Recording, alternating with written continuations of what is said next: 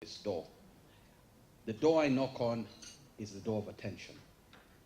For too long, as public relations people, we have been considered as second-class citizens within organizations. If you want to have an event, tell the PR people to book the hotel, put up the banners, and call the media. That time is gone. That's no longer us. And those of you who are still doing it, I'm sure, are paying a very high price. You know, technology now allows us say something, do anything, take a picture anywhere, anytime. The world is incredibly smaller.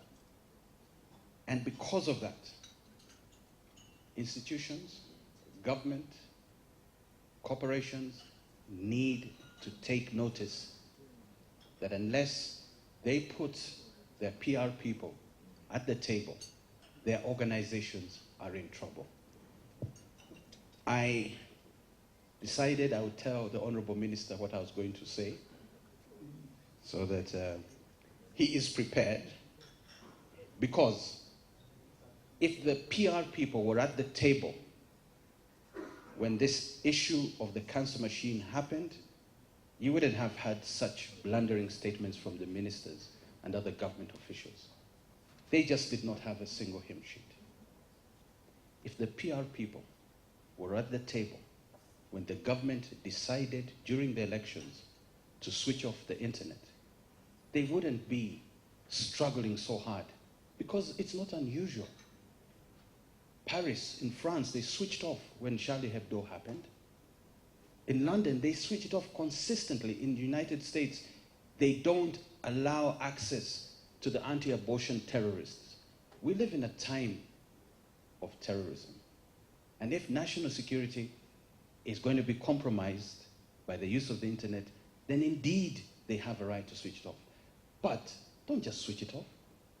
Talk to the PR people to make sure that the message on what you're doing mobilizes, organizes, and unites the people behind the intention of your decision.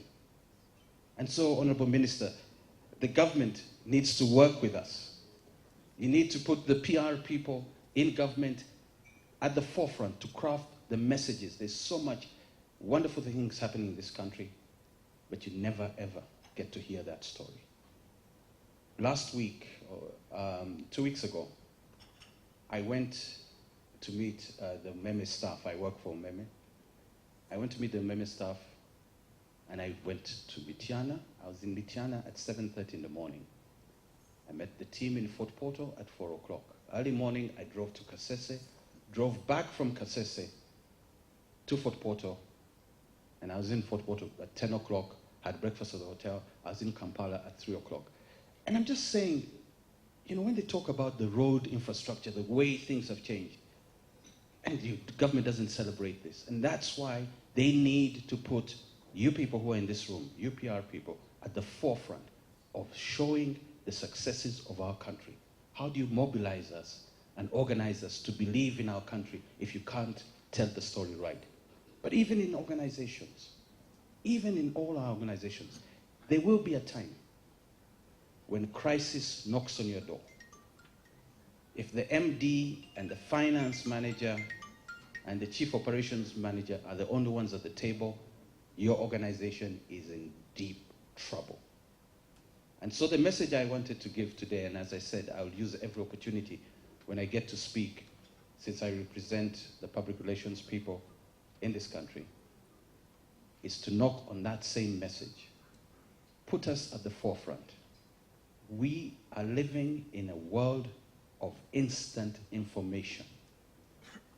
Muhammad Bouaziz was nobody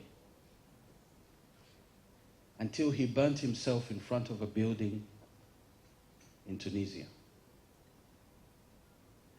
Social media mobilized, and today there are 3 past presidents in North Africa. Out of that single incident, Ben Ali was thrown out of Tunisia. Hosni Mubarak was thrown out and thrown into jail in Egypt, and Muammar Gaddafi is dead. If you ever wanted to know the power of communication in our age, remember the name Muhammad Bo Aziz. He transformed it. And so, once again, I thank Joseph and the team for putting this together. I welcome Tebe to Uganda to speak to you. And I thank you all for being here this morning.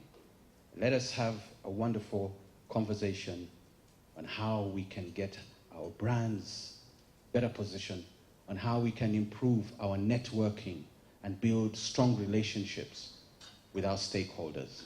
Have a wonderful morning.